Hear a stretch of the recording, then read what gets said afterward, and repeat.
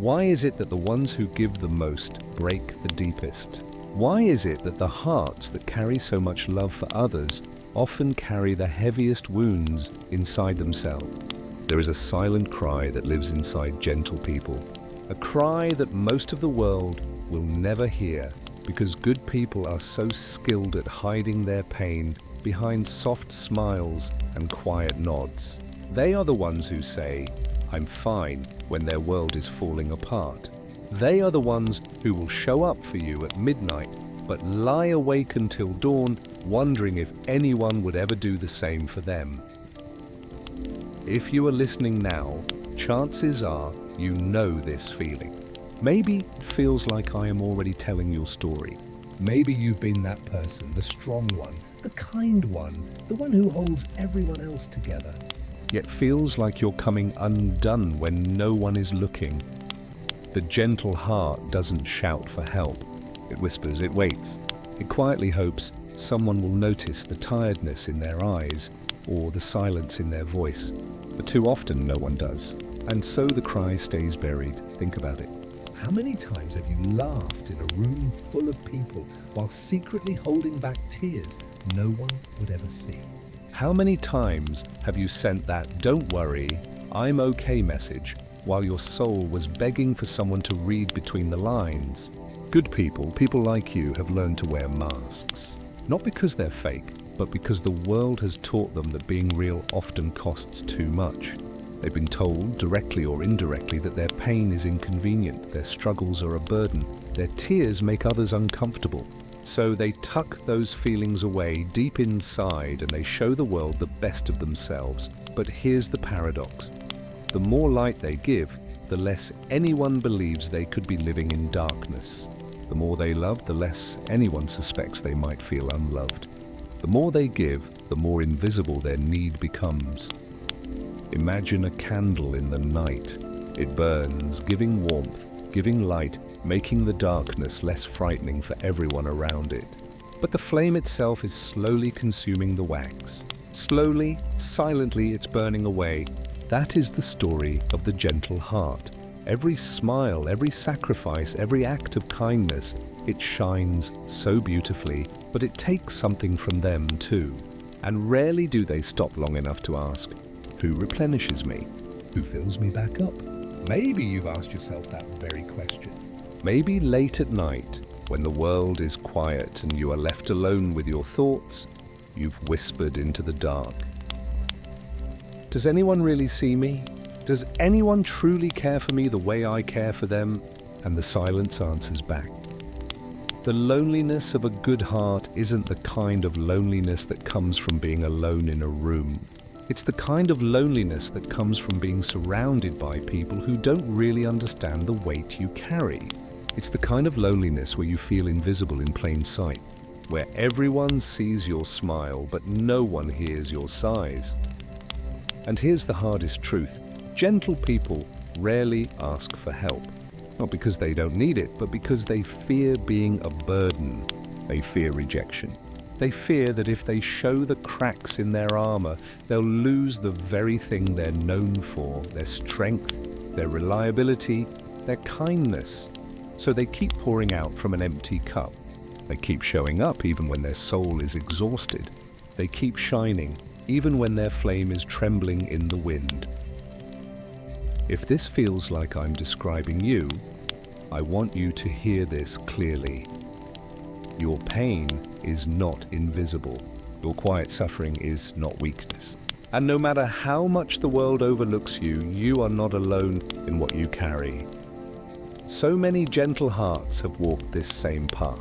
So many have broken down in silence, questioning their worth, wondering if their giving has any meaning at all. But here's what they don't always realize. Even in their breaking, their life carries a beauty that others may never forget, because the gentle heart leaves an imprint. A kind word, a small sacrifice, a listening ear, these are the things that ripple through eternity. The good person may never get back what they give in the same way, but they shape lives in ways they can't always see. Still, I know that doesn't erase the ache. Knowing you've helped others doesn't always quiet the voice inside that whispers, "But who will help me?" Let's pause here. Think back to a time when you were there for someone else. Maybe you sat with a friend through heartbreak. Maybe you gave money you didn't have to spare. Maybe you listened to someone's midnight call, even though you were breaking inside yourself. Do you remember how much strength it took? Do you remember the way your chest felt heavy, but you still managed to give them light? Now ask yourself, when was the last time someone did that for you? When was the last time someone asked not just, "How are you?" but "No, really, how are you?" and stayed to listen? The silence that follows that question is often deafening. There's an old saying, strong people are hardest to love because they never ask for it. And maybe that's you. Maybe you've learned to build walls so high, even those who love you can't climb them. You convince yourself you don't need the comfort, the care, the support, because you've survived so long without it. But survival is not the same as healing. Survival is not the same as peace, and deep down, you know this. Deep down, you've felt the weariness of carrying more than your share, of being the strong one for too long. Deep down, you've felt the silent cry of your own heart, begging for someone to simply say, "I see you. I hear you. You matter too." To the gentle souls who are listening, the world has probably overlooked you, misunderstood you, or even used you. And I know that hurts. But let me tell you something you may have forgotten. You are not weak because you break. You are not less because you feel deeply. In fact, your breaking is proof that you love with all that you are. The cracks in your heart are not signs of failure. They are signs of humanity. They are signs that you gave, you cared, you risked, and you loved. And that is never something to be ashamed of. But here's where the story takes a turn. Because we've asked the question, why do the ones who give the most break the deepest? Why do gentle hearts suffer so profoundly? Is it because the world doesn't value kindness? Is it because they're too soft for the harshness of reality? Or is it something else, something hidden beneath the surface, something we rarely talk about? That answer, that deeper truth, is what we'll begin to unfold in the next part of this journey. For now, hold on to this. Your pain is not meaningless. Your silent cry has an echo, even if the world cannot hear it. And the reasons why the kindest souls often break the hardest are far more profound than you've ever been told. Kindness is beautiful, but it carries a cost few people ever talk about. The truth is, kindness doesn't just bring warmth into the world, it also paints a target on your back. Because in a world filled with hungry souls, hungry for attention, hungry for love, hungry for validation, your selflessness can feel like an endless well to drink from, and many will drink until there's nothing left. This is the brutal side of kindness. When you give freely, you attract those who only know how to take. Think about it. How many times have you gone out of your way to help someone, only to realize later that they disappeared when you needed them most? How many times have you forgiven someone again and again, believing their apologies, only to watch them repeat the same hurtful patterns? Kindness is magnetic, but it doesn't always attract what's good.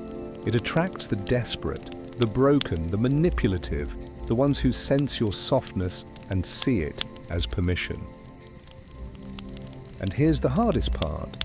They may not even realize they're doing it. Some people are so used to taking, so used to being poured into, that they can't see the quiet bleeding of the giver's soul.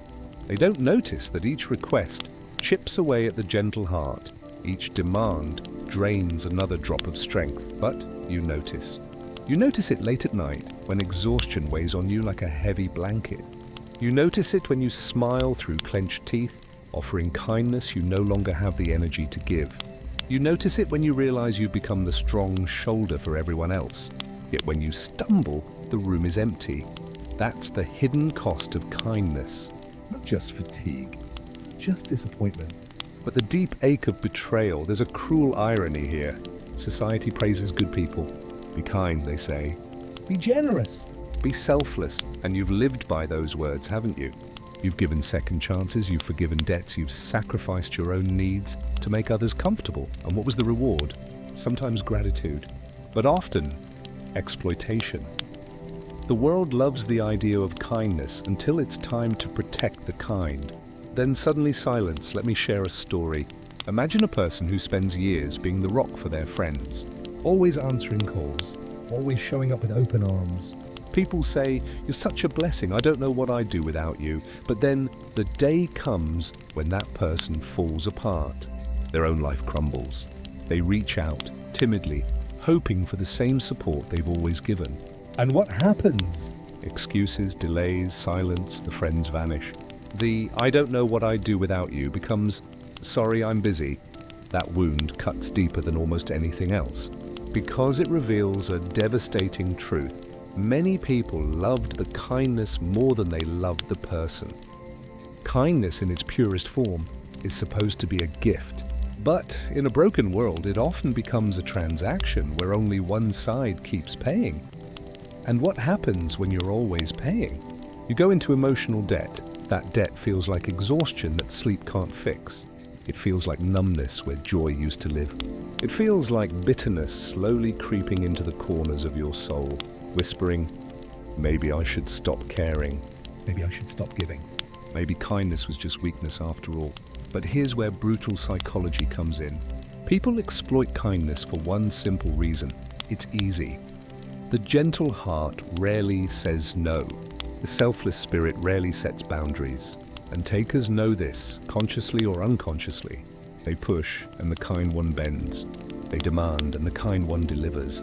And with each cycle, the giver loses a little more of themselves. The psychology of the taker is simple. They assume the kindness will never run out. They assume you'll always be there. They assume you'll always forgive. And the more you confirm that assumption, the deeper the cycle digs into your life. But let's be honest, it's not just about them.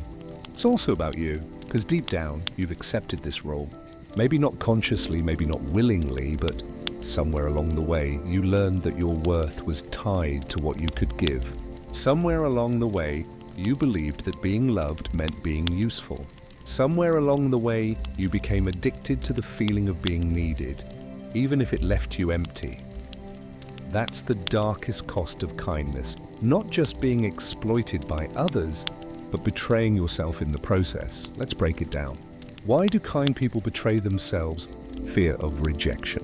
Saying no feels dangerous because you worry people will leave if you stop giving. Guilt? You feel selfish if you put yourself first, even though self-preservation is not selfishness, identity. You've built your whole sense of worth around being the reliable one, the strong one, the kind one. To stop playing that role feels like erasing yourself. And so even when you know you're being drained, you keep pouring. Even when you feel resentment rising, you push it down and smile. Even when your heart whispers, "I can't keep doing this," your lips say, "Of course, I'll help." That contradiction is the quiet self-betrayal that good people live with every day. But what does that self-betrayal lead to? A slow erosion of the soul. At first, it's just exhaustion. Then it's frustration. Then it's numbness. And eventually it becomes a hollow emptiness where you no longer recognize yourself. You look in the mirror and wonder, when did I lose my spark? When did I stop laughing the way I used to? When did my eyes start carrying this permanent shadow? The hidden cost of kindness isn't just being used by others. It's losing yourself along the way. And yet, here's the haunting paradox. Even after all this, you still keep giving. Why? Because deep down, you hope that one day, someone will finally give back. You hope that your kindness will be recognized, cherished, reciprocated. You hope that if you love enough, forgive enough, sacrifice enough, someone will finally say, "You don't have to carry this alone anymore." That hope keeps you going, but it also keeps you trapped. This is why good people often break the hardest, because their breaking isn't just about disappointment in others, it's about disappointment in themselves. They realize they've let too many things slide. They realize they've allowed people to cross lines that should have never been crossed. They realize they've sacrificed themselves on the altar of keeping the peace. And when that realization comes, it's devastating. There's a psychological term for this: compassion fatigue. It's what happens when the well of empathy runs dry. When your heart has given so much that it starts to shut down, not out of cruelty, but out of pure survival. Compassion fatigue makes you numb. It makes you withdraw. It makes you doubt whether kindness was ever worth it. And if you've ever felt that, I want you to know you're not broken. You're human, because every heart has limits. Every soul has a threshold. Even the kindest spirit cannot carry the weight of the world forever. But here's the unsettling part. The hidden cost of kindness is not just emotional, it's spiritual. When you give and give without boundaries, you start to lose the sense of sacredness within yourself. You begin to believe that your life exists only for others. You start to forget that you too are a soul deserving of love, rest, and peace. And in forgetting that, you drift further from the very meaning that kindness was supposed to hold. Maybe as you listen now, memories are surfacing. Times when someone took advantage of your soft heart. Times when you stayed up late to comfort someone who never once asked about your own pain. Times when you sacrificed everything to hold a relationship together, only to watch it crumble anyway. These memories hurt. They cut deep. And yet they are proof of your humanity. Proof that you loved. Proof that you cared. Proof that your heart, no matter how tired, has always chosen compassion. But now it's time to face the question, at what cost? Because kindness is not weakness, but it becomes weakness when it erases you. The hidden cost of kindness is that you may forget your own worth. You may confuse self-sacrifice with love. You may lose the very boundaries that protect your heart, and once that happens, your breaking feels inevitable. So why do the kindest souls break the hardest? Not because kindness is wrong, but because the world doesn't always know how to hold kindness with care. Because takers mistake generosity for obligation. Because givers mistake self-betrayal for love. That is the dark truth. That is the wound behind the smile. That is the price good people silently pay every single day. But before we move forward, I want you to pause and reflect. Ask yourself, how much of my pain has come from others? And how much has come from me refusing to honor my own limits? How many times have I let people drain me because I was afraid to lose them? How many times have I silenced my own cry just to make others comfortable? These questions are not easy. They sting, but they open the door to something deeper. Because the hidden cost of kindness is not just about others. It's about the secret struggles you've carried in silence, the unspoken battles within your own heart. And those battles, those quiet wars inside you, are what we uncover next. The world may wound the gentle heart, but what truly breaks it is not always what happens outside. It's what happens within. Because good people don't just carry the weight of others' actions, they carry the weight of their own minds, their own guilt, their own silence. If betrayal and exploitation are the blows from the outside world, then self-blame and self-erasure are the knives turned inward. Let's start here. Have you ever found yourself lying awake at night, replaying a single conversation over and over again? Someone said something careless, something hurtful, or maybe nothing at all, and yet your mind won't let it go. You dissect every word, wondering if it was your fault. Did I do something wrong? Did I not give enough? Did I somehow push them away? That's the battle within. Good people don't just feel pain, they magnify it, absorb it, and turn it inward. Instead of saying, "They hurt me," they whisper, "I must have deserved it." Instead of seeing betrayal for what it is, they wonder what they could have done differently to prevent it. Overthinking becomes the quiet storm inside their minds. What others brush off in a moment, they analyze for weeks. A single look, a delayed reply, a forgotten invitation, these small things can spiral into endless self-questioning. And the cruel irony, The same heart that excuses others 1,000 times refuses to excuse itself even once. Imagine a candle burning in the darkness. It melts away quietly, shedding its own body just to give light to others. That's what the gentle heart does. It sacrifices itself little by little until all that remains is smoke and memory. The candle never complains. It simply burns, and the world admires the light, forgetting to notice the slow vanishing of the wax. That is the hidden torment of the kind soul. To others, they are radiant. To themselves, they feel like they are disappearing. There is a loneliness to this vanishing.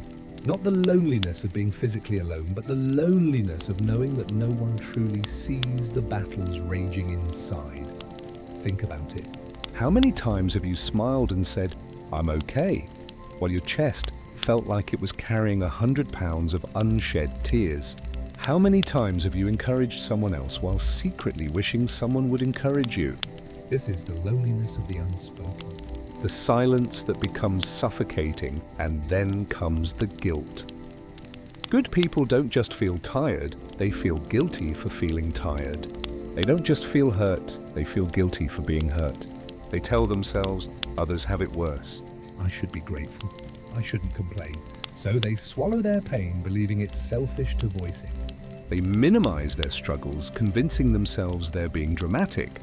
They hide their wounds because they don't want to burden the very people they would gladly carry on their own shoulders. This guilt corrodes from within. It whispers lies. You don't deserve to rest. You don't deserve to be heard. You don't deserve the care you freely give. And in believing those lies, the gentle soul erases themselves piece by piece. This self-erasure is subtle. It looks like always saying yes when your body is screaming no. It looks like apologizing for things that were never your fault. It looks like putting everyone else's needs above your own until you no longer know what your needs even are.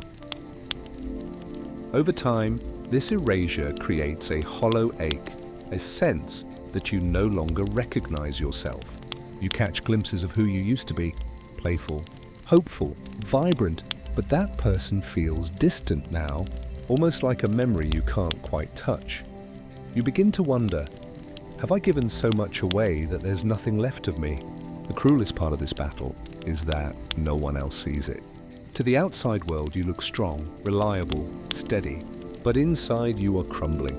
Inside you're holding your breath, afraid that if you exhale too deeply, everything you've been suppressing will come spilling out, and so you keep the mask on. You keep performing the role of the strong, kind one. Even as your inner world fractures, you keep shining, but the cracks spread quietly. And one day, they threaten to split you open. Let's pause here. Think about the last time you felt utterly alone in your pain. Did anyone notice? Did anyone ask the second question when you said you were fine? Or did they take your answer at face value, never realizing you were screaming on the inside?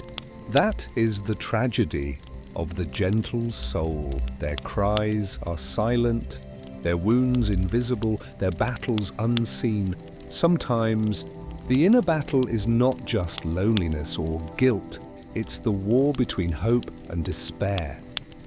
Because even in their darkest hours, kind people still hope. They hope things will get better. They hope people will change.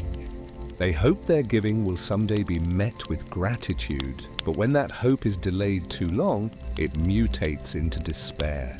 And despair is heavier than any outside betrayal. It's the weight of believing nothing will ever change. The weight of believing that maybe you're destined to hurt forever. That despair doesn't scream.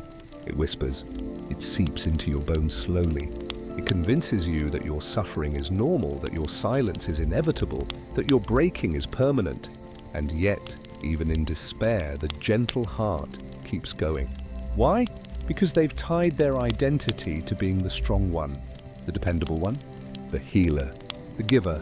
So even when they're collapsing inside, they rise to carry someone else. Even when their chest feels like it's caving in, they smile so others won't worry. Even when their mind whispers, "I can't take this anymore," Their lips say, "It's okay, I'll handle it." That contradiction is the battlefield. The battle within is not loud. It doesn't always show in tears or breakdowns. Sometimes it shows in subtle ways, a fake smile that feels heavier than armor, a laugh that sounds a little too forced, a body that feels constantly tired, even after rest, a soul that feels like it's drifting further from joy. These are the scars no one sees. The wounds that don't bleed, but ache all the same. And perhaps the deepest wound of all is this: the gentle soul often feels unseen by God. 2.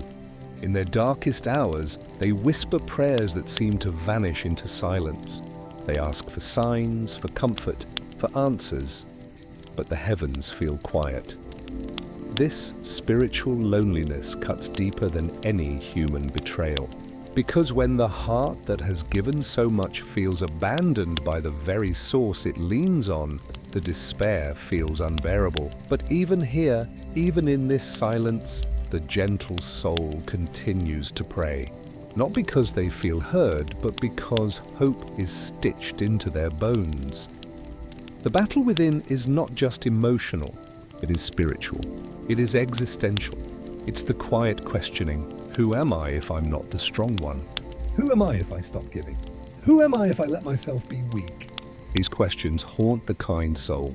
They shake their identity. They make them feel like a stranger in their own skin. And yet, in asking these questions, something powerful begins. Because within the unraveling lies the possibility of rediscovery. For now, though, we sit in the heaviness. We acknowledge the truth. Good people carry silent struggles no one sees. They overthink until their minds are weary. They blame themselves until guilt corrodes their joy. They erase themselves until they no longer remember who they are. And all of this happens in silence, behind the mask of kindness, behind the smile that fools the world. But here's the haunting hook. What breaks the gentle soul most is not the pain itself, not the betrayal, not the loneliness. It's the way their own mind and spirit unravel under the weight of it all. That unraveling, that inner collapse, is the next chapter of this journey. And it is there, in the quiet shattering of the soul, that the deepest truths begin to emerge. There comes a moment when the gentle heart can no longer hold itself together. A moment when the mask slips, when the strength runs out, when the weight of giving, forgiving, and enduring finally breaks something inside. This is not the quiet sadness you've grown used to carrying. This is collapse. Collapse feels like drowning in air. It feels like the world still expects you to show up, but you can't even lift your chest to breathe. It feels like your soul itself has been cracked open, and everything that once held you together, your kindness, your faith, your hope, has spilled out, leaving you empty. Psychologists call it burnout or emotional breakdown. But those words are too neat, too clinical for what it really feels like. Because collapse is not just exhaustion, it's despair. It's waking up in the morning and wondering if there's any point to trying again. It's sitting in silence, staring at walls because you've run out of tears to cry. It's the terrifying realization that the light you once gave so freely has flickered out inside you. For the kind soul, collapse often arrives quietly. Not in one catastrophic event, but in 1,000 little cuts. The unanswered text when you needed someone, the friend who only calls when they want something, the endless replay of your own mistakes, real or imagined, the prayer whispered into silence for the 100th time. At first, you tell yourself you're just tired. At first, you keep pushing, believing this heaviness will pass, but it doesn't, it deepens, it spreads. Until one day, you realize you are not tired, you are broken. This collapse is psychological, but it is also spiritual. Because when you have built your life on love, compassion, and faith, and still the world leaves you bleeding, the questions turn upward. Why, God? Why would you let me hurt when I tried to do everything right? Why did you give me this heart if it was only meant to be shattered? Why do you stay silent when I need you most? These are not small questions. They are existential. They cut at the very foundation of who you thought you were and who you thought God was. Psychology has its explanations. It will tell you that empathy, when unchecked, becomes a trap, that trauma cycles repeat because givers unconsciously attract takers, reenacting old wounds in hopes of rewriting them. That over-identifying with others' pain eventually blurs the line between compassion and self-destruction. But psychology cannot soothe the spiritual ache, because when the spirit shatters, it's not just about exhaustion or unhealthy patterns, it's about meaning. It's about looking at your life, at all the love you've poured out and asking, was it worth it? Or was I just a fool? Collapse often begins with numbness, the emotions that once surged so strongly, the compassion, the hope, the tenderness, suddenly feel muted. You stop caring about things that once mattered. You stop answering calls. You stop praying with conviction. You go through the motions, but inside you are absent. Then comes self-doubt. You begin questioning not only your actions, but your entire identity. If being kind only brought me pain, then who am I? If being faithful only left me feeling abandoned, then what is the point of my faith? And eventually there comes despair. The bone-deep conviction that nothing will ever change. That life is just an endless cycle of giving and breaking, loving and losing, hoping and hurting. Let me paint a picture. Imagine someone who has spent years holding everyone else together. They've been the rock, the safe place, the steady presence, but slowly their own cracks deepen. They hide it for as long as they can, smiling at work, comforting friends, praying faithfully, until one day they wake up and cannot get out of bed. Not because their body is weak, but because their spirit has collapsed. They lie there, staring at the ceiling, unable to summon the will to move. The phone buzzes with messages they can't answer. The Bible sits unopened on the nightstand, words that once brought comfort now feeling hollow. Tears don't come anymore. Just emptiness, that is collapse. Not explosive but hollow, not loud but devastating. And yet, in that emptiness the battle rages on, because even in despair, the gentle soul cannot stop thinking, cannot stop blaming themselves. Maybe I wasn't strong enough. Maybe I didn't have enough faith. Maybe this is my fault.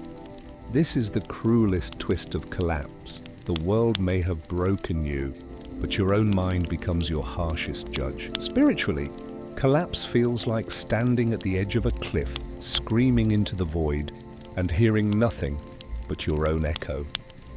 The prayers bounce back in silence. The scriptures feel like promises meant for someone else. The God you once trusted feels distant, maybe even absent, and that absence is unbearable.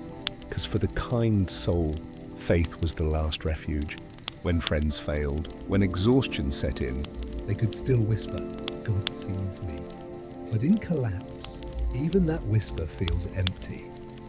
The Bible speaks of Jesus crying out on the cross, my God, why have you forsaken me? those words echo in the heart of every shattered spirit. Not because they've lost belief entirely, but because belief feels betrayed. It is one thing to hurt because people fail you. It is another to hurt because you feel like heaven has failed you too. That pain is existential. It cuts to the root of meaning itself, and here's the raw truth. Collapse is terrifying, because when your spirit shatters, you don't just fear the pain, you fear you'll never come back from it. You fear you'll never feel joy again. You fear you'll never trust again. You fear that the person you used to be, the hopeful, giving, radiant version of yourself, is gone forever. And maybe you're listening right now thinking, that's me. That's exactly where I am. If so, I want you to know you're not alone. This collapse, as devastating as it feels, is not the end of your story. But I won't rush you to the light just yet, because first, we must sit with the darkness. Let's talk about the psychological layers of collapse, trauma repetition. Good people often carry childhood wounds, feeling unseen, unprotected, unworthy. And so as adults, they unconsciously repeat those patterns. They give endlessly, hoping to finally earn the love they were denied. But instead, they attract takers who reinforce the wound. Empathy overload. Empaths feel others' pain so deeply that it becomes indistinguishable from their own. Over time, this constant absorption leads to emotional burnout. Their nervous system literally cannot process one more ounce of pain. Boundary erosion. Without learning to say no, the kind soul becomes a sponge for everyone else's needs. Slowly, their sense of self dissolves. They no longer know where others end and they begin, meaning collapse. When kindness is exploited and faith feels unanswered, the entire structure of meaning crumbles. Life feels pointless. And this, more than exhaustion, is what leads to despair. But collapse is not only psychological, it is existential. Because when everything shatters, you begin to question not only your worth, but the very purpose of existence. Why love at all if it only leads to pain? Why give if it only empties me? Why believe if silence is all I hear? These are not abstract questions. They are the screams of a breaking soul. And yet here's something brutal but necessary to hear. Collapse is part of the journey because collapse reveals what cannot be sustained. It strips away the illusions that you can save everyone, that you must always be strong, that God's love is proven by the absence of suffering. Collapse forces you to confront the raw truth. You are human. You have limits, and your spirit cannot carry the weight of the world without breaking. But in the moment of collapse, none of that feels like wisdom. It feels like death, the death of who you thought you were. The death of how you thought life should work. The death of the faith you thought would never falter. It is grief, not just for what you've lost, but for the self you can no longer find. So what do you do in this place? When your spirit has shattered and your mind is unraveling? The honest answer is, at first, nothing. You sit in the ashes. You let the weight crush you. You let the questions hang in the air. Because collapse is not something you can skip over or rush through. It must be faced, and that is what makes it sacred, even if it doesn't feel like it. Because here, at the breaking point, something hidden begins to stir. Something that cannot be born until everything else has died. This is where many people break, yes, but it is also where healing can begin. For now, though, we stay here, in the darkness, in the silence, in the collapse. We acknowledge the unbearable weight of it. We admit the despair. We confess the doubts that shake us, because pretending doesn't heal us. Only truth does. And the truth is, the spirit shatters, the soul collapses, the faith wavers. But the story does not end here. This breaking, as devastating as it feels, is not only an end, it is the threshold of something new. This is where many people break, yet this is also where they begin healing. And that turn, that mysterious shift from collapse to the first flicker of hope, is what we will face in the next section. When the spirit shatters, silence is not the only companion. Stories begin to echo inside, not just your own, but the unspoken lives of others who carry invisible wounds. Sometimes, the only way to see ourselves clearly is through the mirror of another soul. And so in this section we step into stories, bleeding parables of human pain. Stories that may not be yours word for word, but that will feel hauntingly familiar. Because suffering, though it wears many faces, carries the same ache. The mother who loved in shadows, she wakes before the sun as she always has. The kettle whistles, the floor creaks, the children stir. She moves like clockwork, lunchboxes packed, uniforms ironed, shoes polished.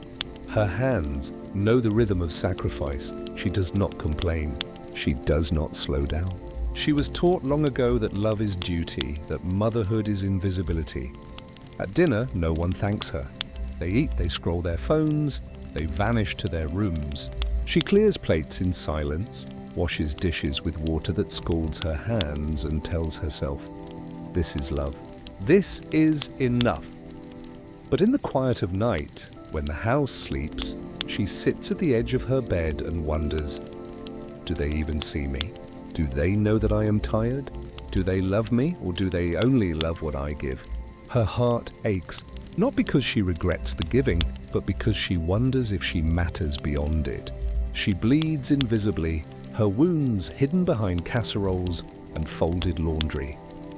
This is the pain of the unseen giver. The friend who was left behind. He was always the one who picked up the phone. Always the one who said, "Don't worry, I'll be there." Birthdays, breakups, breakdowns, he showed up. But when it was his turn, when his chest grew heavy and his nights unbearable, his phone stayed silent. He dropped hints, but no one heard them. He laughed in groups, but no one noticed the trembling underneath. Until one night, he sat alone in his car, staring at the steering wheel, realizing, if I disappeared tomorrow, who would even notice? The betrayal was not in one act, but in 1,000 small silences. 1,000 missed chances for someone, anyone, to see him. This is the pain of the overlooked companion, the lover who was abandoned. She gave her soul to someone who swore forever. She loved not just with words, but with presence, with late-night listening, with forgiveness that stretched beyond reason, with patience that wore thin but never snapped. But one day, forever ended. No warning, no explanation, just a cold distance that grew wider with every unanswered message. She stood in the doorway of her own home, looking at the empty space where he once stood, and realized love does not always leave in storms. Sometimes it drifts away like smoke and you are left choking on what you cannot hold. She blamed herself. Maybe she was too much. Maybe she was not enough. Maybe love is always this cruel. Her collapse was not just heartbreak, it was self-erasure. Because when the person who swore to love you leaves, it feels like proof that you were never worth staying for. This is the pain of the abandoned heart. The worker who was used, he believed in honesty, in hard work, in carrying others when they stumbled. At the office, he was dependable, always the first to arrive, the last to leave, the one who took on extra shifts, who covered for others, who never complained. But when promotion time came, he was overlooked. Again, his ideas stolen, his sacrifices ignored. He sat at his desk one night, staring at the fluorescent lights, realizing he had become invisible in the very place where he gave the most. His spirit didn't break all at once. It frayed slowly every time his name was forgotten, every time his worth was measured only in what he could produce. This is the pain of the exploited soul. The child who grew up. Too soon. She was only 8 when she learned that some children don't get to be children. She cooked for her younger siblings while her parents argued. She folded laundry instead of playing. She listened to cries in the night that no one else comforted. By the time she was 15, she knew how to survive storms, but not how to laugh without flinching. She grew into adulthood with a heart that wanted to nurture but never learned to receive, and every time she tried to rest, a voice inside whispered, "You don't get to rest. You don't get to be weak. no one is coming to save you." Her collapse came not in one moment, but in a lifetime of carrying weight that should never have been hers. This is the pain of the stolen childhood. Mirrors of pain, do you see it? These stories may wear different faces, but they bleed the same truth. The mother unseen, the friend overlooked, the lover abandoned, the worker used, the child burdened. Each one is a mirror of you, of us. Of what it means to carry a tender heart in a world that rarely holds it gently. And maybe, as you listen, one of these stories stings more than the others. Maybe you see your own reflection so clearly that your chest tightens. That's no accident. That's recognition. That's your soul saying, "This is me." Wise stories, matter stories, cut deeper than theories because they bypass the mind and pierce the heart. You can argue with logic, you can dismiss analysis, but you cannot escape the resonance of a story that feels like your own. These stories bleed because they are real. Even if they are not literally yours, they are spiritually true. They whisper the reminder you most need in collapse. You are not the only one bleeding in silence. A collective. Cry imagine for a moment. All of these people. The mother, the friend, the lover, the worker, the child, standing in a room together, each of them carrying their invisible wounds, each of them convinced they are alone. But when their eyes meet, something shifts. They realize my pain is not just mine, it echoes in others. My silence is not solitary, it is shared. And that realization, though it does not erase the pain, begins to soften it, turning toward you. If you are listening right now, you might feel as if your story is bleeding too. Maybe you are the mother, or the friend, or the lover. Maybe your story is different, but the ache is the same. And if that is true, let me tell you something. Your pain is valid. Your story matters. And though it feels isolating, you are not isolated. You are part of a hidden community of gentle hearts who suffer silently. And your tears, though they feel unnoticed, are seen. The edge of the turning point stories like these do not end in neat bows. Pain does not resolve quickly. Healing does not erase scars. But every story, even the bleeding ones, carries within it the seed of change, because collapse is not the end. It is the place where new vision begins, where hearts realize they cannot keep living unseen, unvalued, or erased. And just as these stories carry mirrors of pain, they also carry hints of transformation. The mother who realizes she must be seen, the friend who learns to ask for help, the lover who reclaims her worth, the worker who finds dignity beyond exploitation, the child who one day gives herself the gift of rest. These shifts are small, but they are sacred.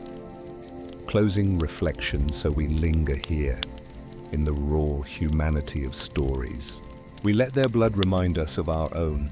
We recognize that we are not alone, not foolish, not weak for hurting this deeply. Because pain that is shared is pain that can begin to heal. And though we pause here in the ache of these mirrors, something new is approaching. There comes a point in every story of suffering when the silence can no longer hold it. A moment when the soul, bruised and weary, realizes it is standing at a threshold. The threshold between breaking forever and rising anew. It does not look dramatic. There is no spotlight, no thunderclap from heaven. Often it happens in the quietest hour of the night. In the bathroom with the water running, hiding tears no one will see. In the car parked in the driveway, where you sit for an extra 20 minutes before walking inside. In the hushed whisper of a prayer you're not even sure God hears. That is the moment of awakening.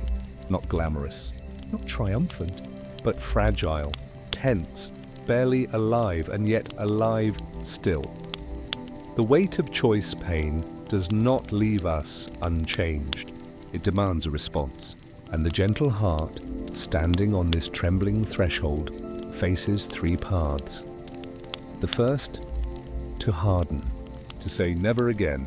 No one will touch me this deeply.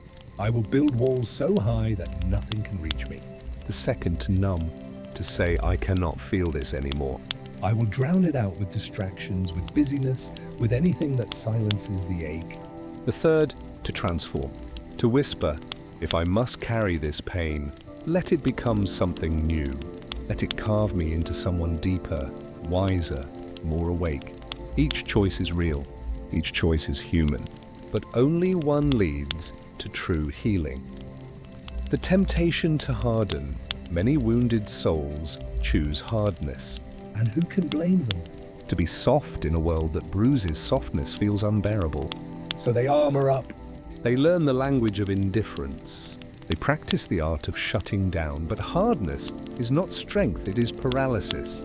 The walls you build to keep others out also keep love out. And in the end, the gentle heart is not healed by becoming stone. It is only suffocated.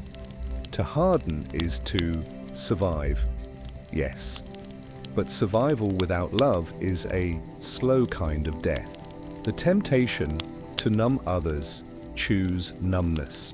They drown their pain in work, in noise, in endless scrolling, in habits that promise escape but deliver emptiness. Numbness feels like relief for a while. But numbness is not healing, it is delay. The wound festers beneath the surface, unacknowledged, unhealed. And the longer it hides, the deeper it burrows. To numb is to pause the bleeding. But sooner or later, the soul still demands to be felt. The fragile path of transformation. And then there is the third path. The path few take because it is the hardest. To sit with the pain, to face it. To let it break you open, not shut you down. This is the moment of awakening. The moment when a gentle soul, exhausted from collapsing, whispers, "I cannot stay the same. I will not harden. I will not numb. I will rise, not in spite of the pain, but because of it." This is not a loud declaration. It is a trembling decision, often made in whispers. But it is holy. It is the first step toward transformation. Endings, that birth beginnings. Do you remember the stories from before? The mother, the friend, the lover, the worker, the child?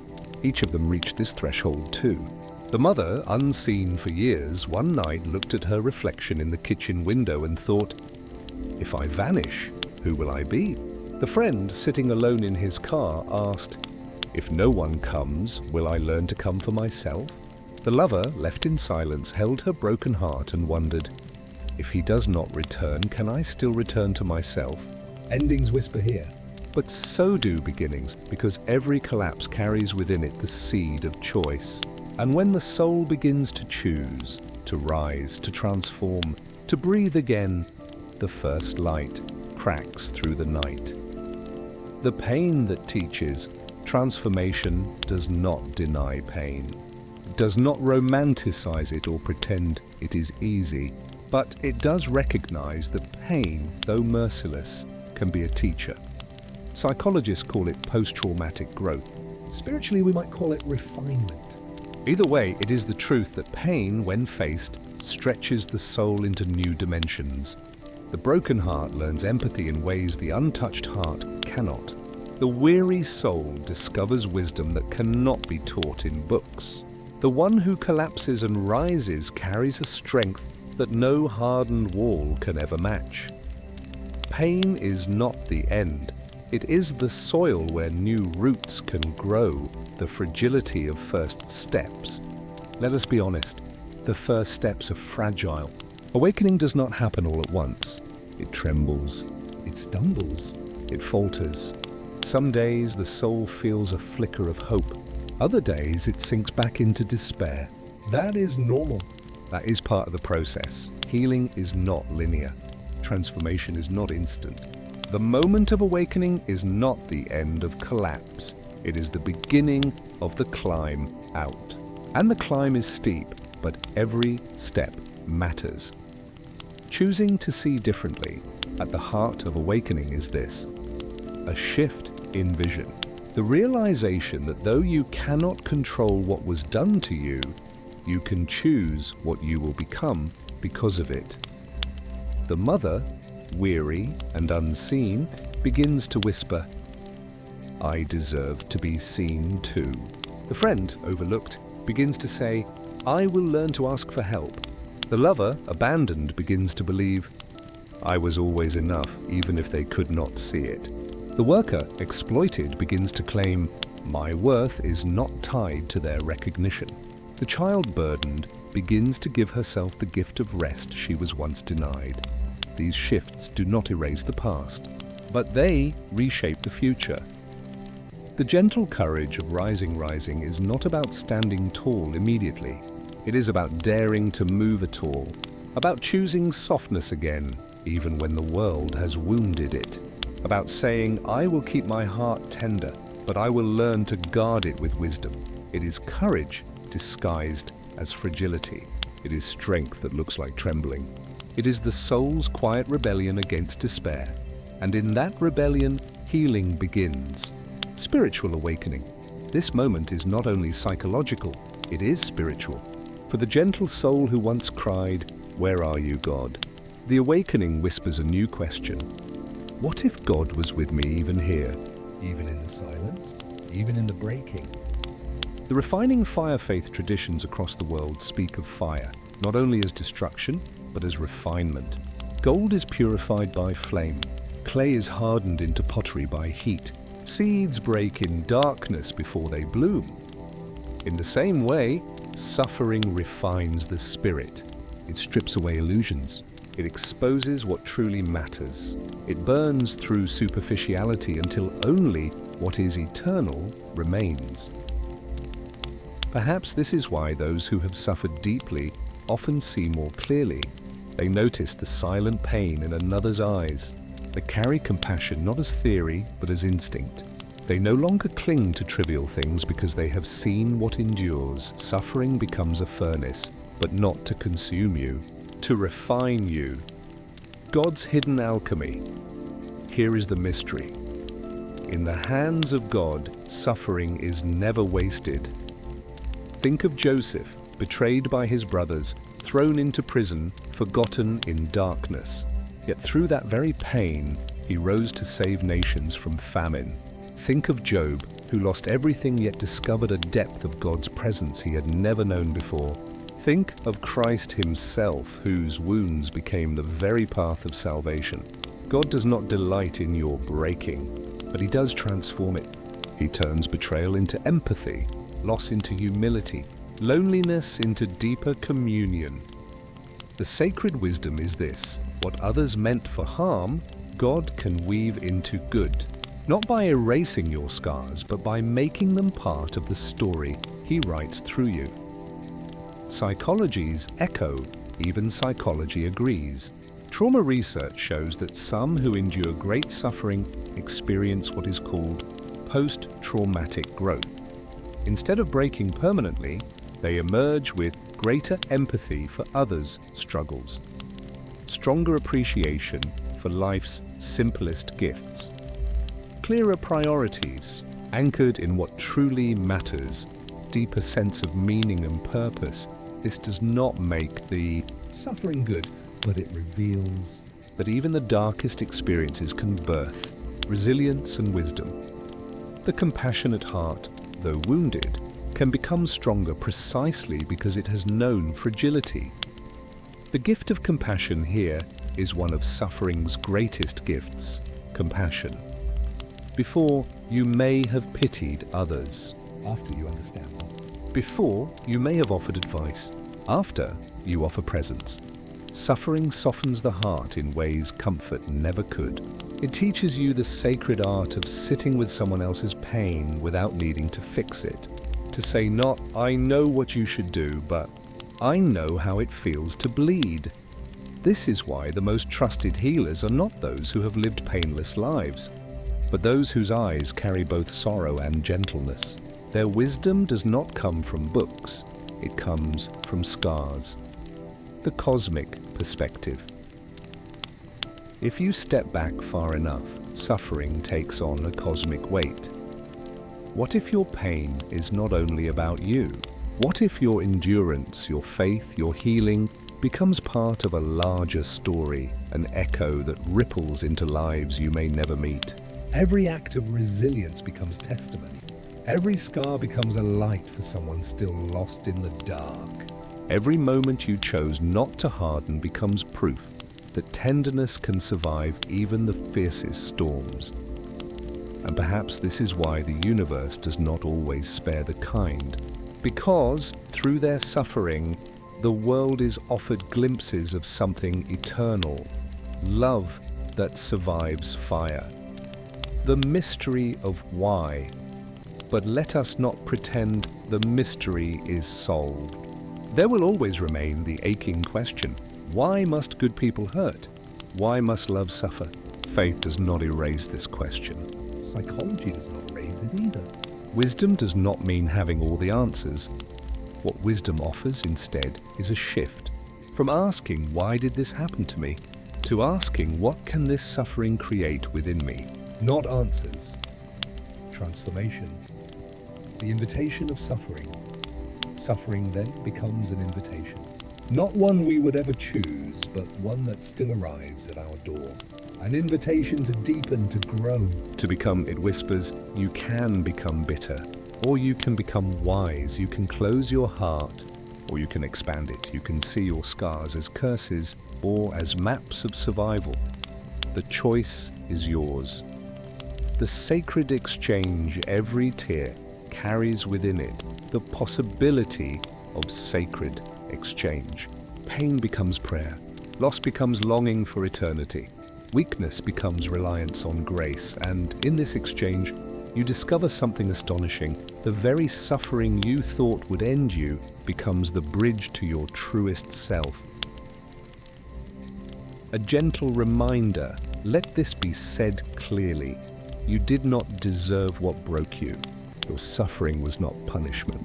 Your wounds were not signs of failure, but since they came, they need not be wasted. They can become wisdom. They can become compassion. They can become testimony. And in this transformation lies something sacred. Closing reflection. The sacred wisdom of suffering is not that pain disappears, but that pain is transfigured. Not that wounds are erased, but that wounds become holy. You are not simply healed, you are made new. Not despite suffering, but through it. And with wisdom comes reflection. There is something sacred about the quiet after a storm. The air is washed clean. The ground is soft with rain. The world holds its breath as if pausing in reverence for what has passed. And so it is with the soul. After darkness, there is a kind of silence, not empty, but tender. Not loud, but healing. This is the gentle light after darkness, the light that does not dazzle, but comforts. It is not the blinding light of midday, demanding attention. It is the soft glow of dawn whispering, you have survived, and you are still eitwaidl here. The first glimmers of hope does not usually return as a trumpet call. It comes quietly, like the faintest star peeking through night, like the flicker of a candle in a darkened room. You may not even notice it at first. A small smile you did not expect. A moment of laughter slipping through your sorrow. A memory that no longer aches as sharply as before. Hope is not always loud. It is often fragile. But fragile light still breaks darkness. Forgiveness. A quiet release, and with hope comes the whisper of forgiveness. Forgiveness does not mean forgetting. It does not mean excusing what was cruel or pretending betrayal never happened. Forgiveness means releasing the grip that pain has on your soul. It is saying, I will not let what broke me keep breaking me. Sometimes the hardest person to forgive is not the one who hurt you, but yourself. The mistakes you replay at night, the kindness you gave that was taken for granted, the silence you held when you wish you had spoken. But hear this. You are allowed to forgive yourself too. You are allowed to unclench your own heart, to stop carrying the stones of guilt you were never meant to hold forever. Forgiveness is not weakness. Forgiveness is freedom. The beauty of a heart that still loves. Perhaps the most beautiful thing is not that you survived, but that your heart, though scarred, still loves. To be broken and yet remain tender is one of the highest forms of strength. Anyone can close themselves off after pain. Anyone can become cold, guarded, unreachable, but to still believe in kindness, to still reach out, to still allow love to move through you, this is grace in its purest form. Your scars do not make you less capable of love. They make you love more wisely. They make you love with depth, with understanding, with patience, a heart that has bled and still beats with compassion, is the most radiant kind of beauty.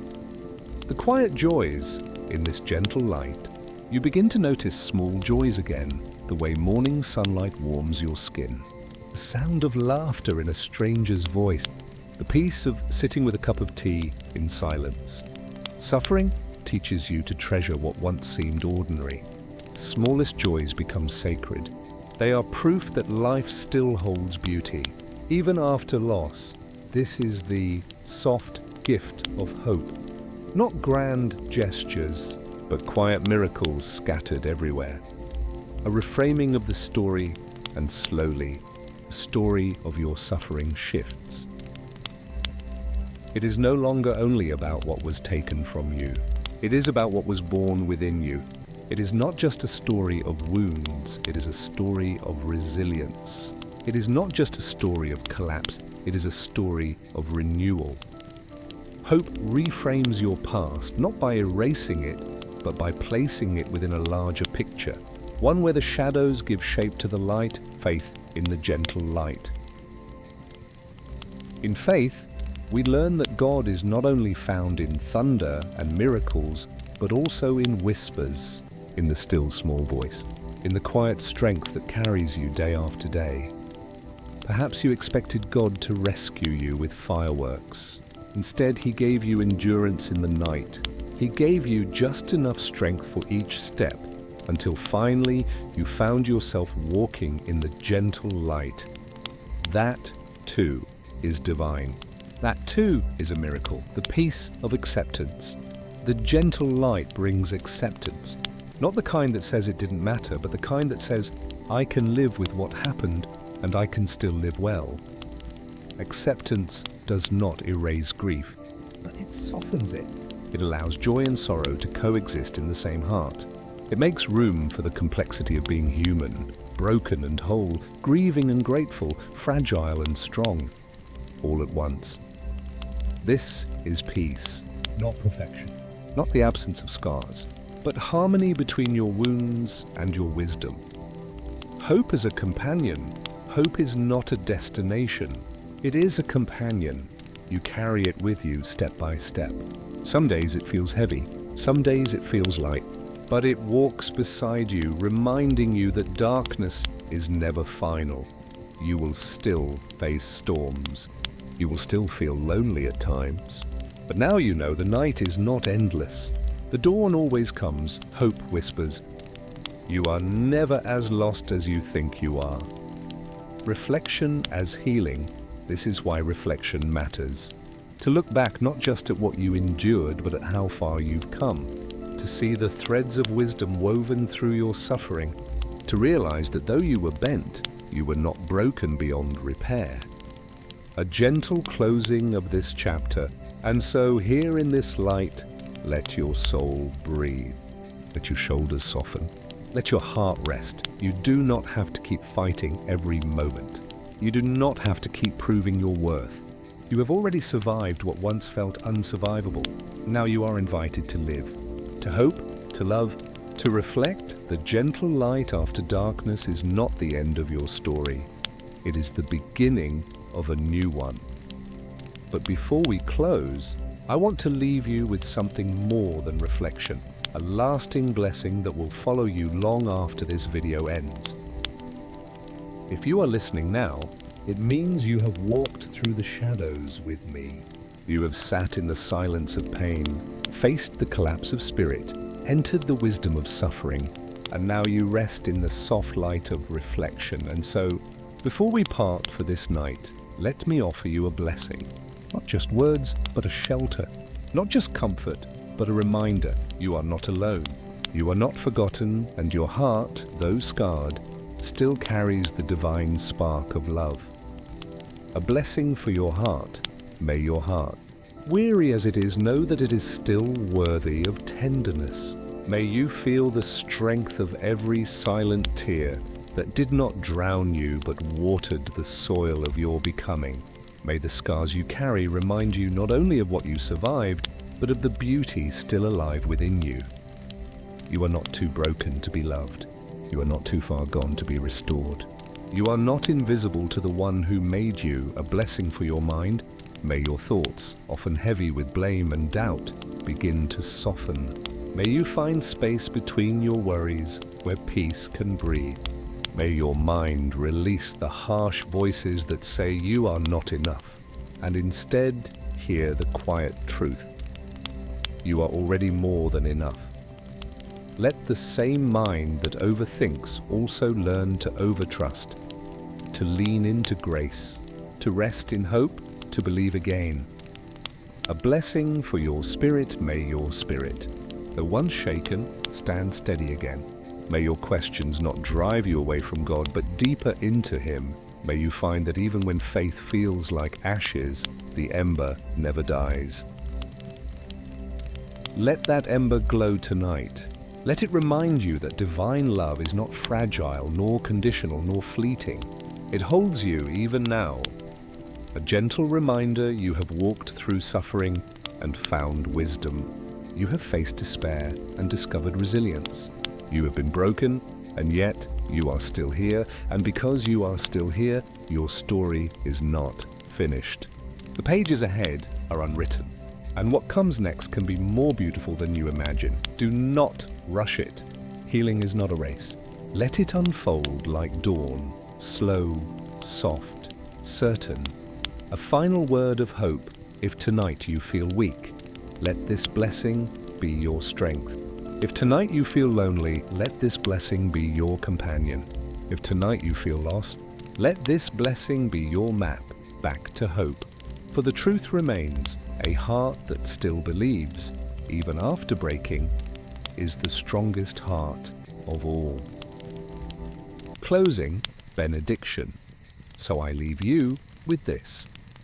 Rest, gentle soul. Rest knowing you are seen. Rest knowing you are loved. Rest knowing that your healing has already begun, simply because you are still here, still breathing, still willing to believe. Let this night cradle you. Let tomorrow surprise you. And let your story continue one tender step at a time.